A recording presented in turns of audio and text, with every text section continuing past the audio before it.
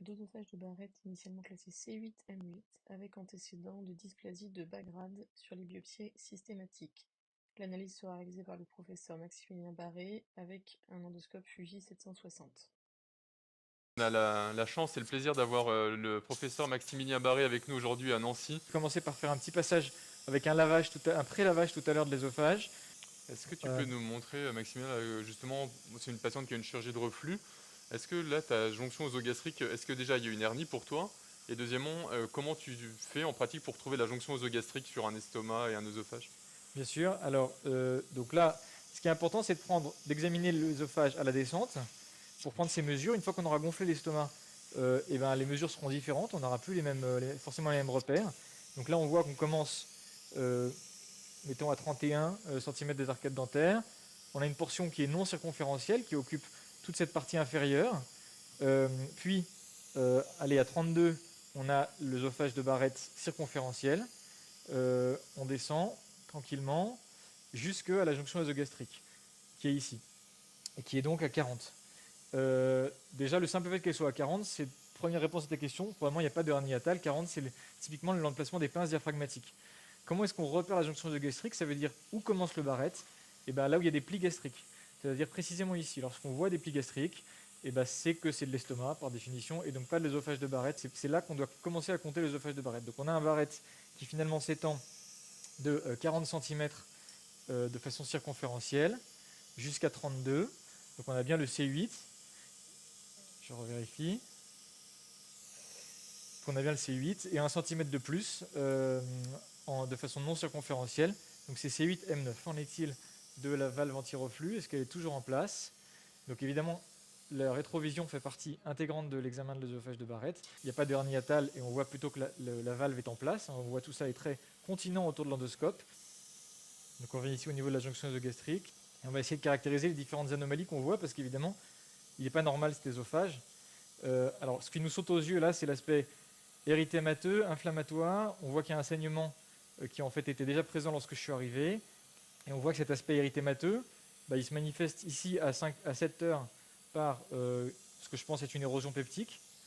Il faut être très prudent lorsqu'on évalue ces lésions dans l'œsophage quand il y a des éléments d'érosion peptique parce que on peut dire beaucoup de bêtises. Effectivement, là théoriquement, il y a une lésion surélevée Paris 0,2A. On peut même trouver que le pit pattern est modifié. Mais dans ce contexte-là, je ne le surinterpréterai pas pour de la dysplasie ou du cancer. Je pense que c'est typiquement quelque chose qu'il faudrait pouvoir recontrôler après cicatrisation, de ce qui, moi, m'évoque en fait une œsophagite peptique de grade A.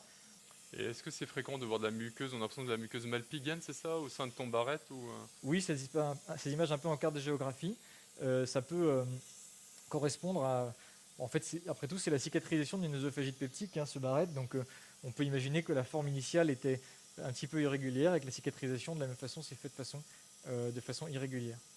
Donc finalement, ton examen va surtout consister à regarder donc déjà une anomalie de relief, puis après la vascularisation. Tu t'attaches, tu fais les deux en même temps ou Oui, je fais les deux en même temps, Ouais. vraiment. Je trouve que la plupart des lésions sont planes ou légèrement surélevées, Paris 0,2B ou 0,2A.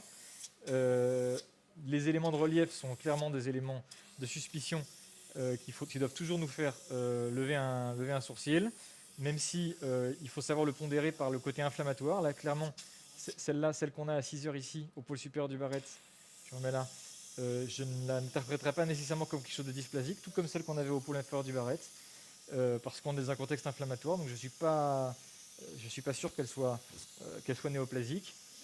Les anomalies vasculaires, je suis un petit peu plus prudent là-dessus parce que, comme on le voit ici d'ailleurs, Ouais, on dirait que on a tout plein est, d'anomalies ouais. vasculaires et donc on pourrait très bien en tirer des conclusions très inquiétantes sur le Barrett, ce qui ne me paraît pas approprié. Et si elle a quelque chose, il est possible qu'il y ait, après cicatrisation de l'inflammation, une lésion dysplasique ici et une lésion dysplasique ici. Mais ça, on ne peut pas l'affirmer aujourd'hui. Donc maintenant, je ferai David faire le protocole biopsique.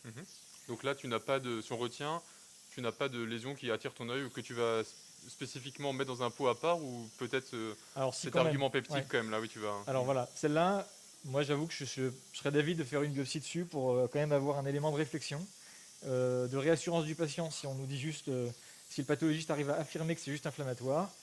Donc je ferai effectivement deux pots séparés. Alors là, on va faire les biopsies B, c'est vrai qu'il y aura pas mal de pots. Alors, idem, hein, c'est vrai que c'est des patients qui vont prendre un peu plus de temps sur nos plages, hein, on va dépasser les 7 minutes de la gastroscopie. Là, on est plutôt à 1 cm par temps de barrette en plus. Fermé. C'est-à-dire que typiquement, sur un barrette de 8 cm, on peut prendre 8 minutes de plus, Mhm. en plus de 7 minutes, et c'est d'ailleurs ce qui est à peu près en train de se passer. Et pendant qu'on y est, on va faire 6 un heures, deuxième pot, ouais.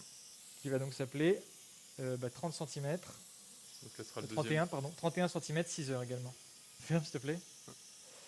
Hop, merci. Donc ça, c'est ce qu'on va devoir faire maintenant, c'est-à dire le protocole de Seattle, le protocole conventionnel, où on fait 4 biopsies, tous les 2 cm d'œsophage de barrette. Et on va faire 40 cm, biopsie systématique. On va en faire 4. On devra faire 40. Ouais.